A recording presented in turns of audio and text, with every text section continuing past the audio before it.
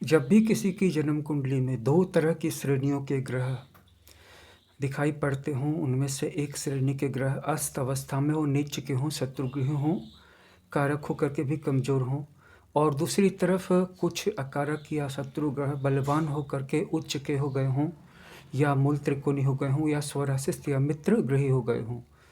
तो एक सवाल हमारे मन में उठता है कि इसका प्रभाव किस ढंग से मिलेगा। तो देखिए, अगर आपका लग्न द्विस्वभाव का लग्न है तो आपको पहले बुरे ग्रहों का प्रभाव, शत्रु ग्रहों का प्रभाव पहले जल्दी मिल जाएगा।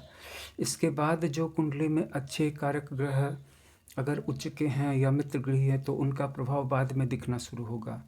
लेकिन अगर आपकी कुंडली में आपका लग्न स्थिर है तो स्थिर स्वभाव का जो लग्न होता है वो शुभ को पहले फलीभूत करता है और बाद में अशुभ को फलीभूत करता है। और जिनकी कुंडली में लग्न चर होता है तो चर राशि का लग्न होने पर उनकी कुंडली में सुख और दुख दोनों साथ साथ चलते हैं, और ये प्रायः ईयर्स के रूप में आते हैं। जैसे 2 साल समय अच्छा रहेगा, फिर 1 साल समय खराब हो जाएगा, या 1 साल समय खराब होगा फिर 6 महीने के लिए अच्छा हो जाएगा। तो साल 2 साल, साल 6 महीने, इस तरह से अच्छा बुरा चलता रहता है। जिनकी जन्म कुंडली में लग्न द्विस्वभाव के होते हैं उनको आधी से ज़्यादा जिंदगी पहले उनके बुरे ग्रहों का प्रभाव झेलना पड़ता है।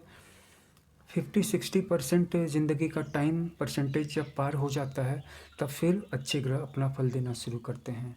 ये बात द्विस्वभाव लग्न के साथ सही है। जबकि स्थिर लग्न वाली जितनी भी राशियां हैं जिनकी कुंडली में लग्न स्थिर है तो उन लोगों को पहले अच्छा फल देखने को मिलेगा और बाद में उनको बुरा फल देखने को मिलेगा। ये एक सामान्य गणित है, ये सबके साथ लागू हो जाए ऐसा भी संभव नहीं है, लेकिन लग्न की प्रवृत्ति होती है आपके जीवन में सुख और दुख का निर्धारण करने में। अगर लग्न कोई पापी ग्रह है और छठे या 8वें भाव में बैठा है तो फिर दुख भी पहले नहीं मिलेगा, पहले सुख मिलेगा, भले ही आपका लग्न जो भी हो। अगर लग्न से कोई पापी ग्रह है और छठे 8वें भाव में बैठा है तो। लेकिन अगर लग्न आपका शुभ ग्रह है और किसी शुभ भाव में बैठा है तो जीवन की शुरुआत में भी शुभ फल मिलेंगे और आखिर में भी शुभ फल मिलेंगे। बीच के समय में संघर्ष की घड़ियाँ आएंगी।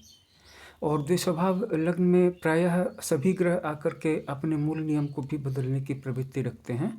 अर्थात लग्न द्विस्वभाव हो गया तो ये निश्चित प्रेडिक्शन नहीं किया जा सकता।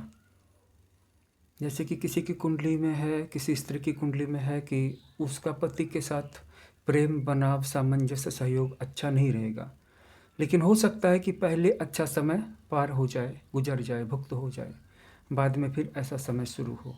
ग्रह लग्न कुंडली में जिस भाव में बैठे हैं वो तो अपना परिणाम दे करके ही रखेंगे, लेकिन लग्न अगर द्विस्वभाव राशि का है यानी 3, 6, 9, 12 मिथुन, कन्या, धनु और मीन इनका लग्न है तो कब अच्छा समय आएगा, कब बुरा समय आएगा, इसका प्रिडिक्शन करना इतना भी आसान नहीं रह जाता है। तो इस वीडियो में इतना ही। इस वीडियो को लाइक और शेयर कर दें तथा चैनल को सब्सक्राइब कर लें। धन्यवाद।